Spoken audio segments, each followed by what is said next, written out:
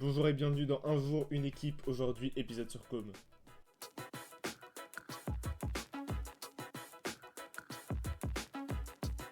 Com qui a récemment changé de propriétaire, a un des projets les plus ambitieux du championnat, deuxième saison en Serie A après une 10e place, un des plus gros mercato avec plus de 100 millions d'achats, un groupe très jeune, une équipe très excitante et un coach très excitant à la personne de Cesc Fabregas.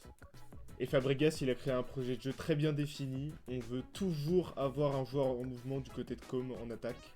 Et ce mouvement perpétuel, il va surtout permettre à Com de pouvoir relancer par la défense, jouer en combinaison, jouer autour des ailes avec des latéraux et des ailiers très impactants, et un meneur de jeu encore plus important dans le système, en la personne de Nico Paz.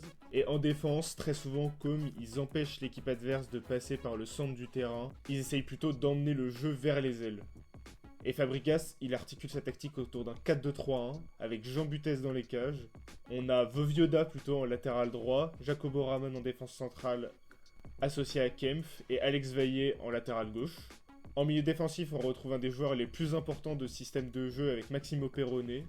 Milieu très jeune de 20 ans, il a pu avoir beaucoup de temps de jeu déjà depuis le début de saison, et il est très important dans la construction de Com, comme on dit, on relance par la défense, mais Perrone est toujours avec la défense pour emmener le ballon vers l'avant. Il est très souvent associé à Dacunia en milieu défensif, on peut retrouver ensuite Kuhn en ailier droit, Nico Paz du coup comme je disais un des joueurs les plus importants de ce système de jeu, il brille depuis le début de saison avec Com.